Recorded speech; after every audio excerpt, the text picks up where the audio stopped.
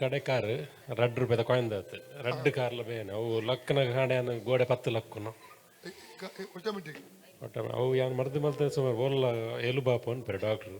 ಕರ್ತನೆ ನಾನು ಅವರಿಗೆ ಪ್ರಾರ್ಥಿಸ್ತೇನೆ, ಎಲ್ಲ ನರದ ಸಮಸ್ಯೆಗಳು ಶರೀರ ಬಿಟ್ಟು ಹೋಗಲಿ.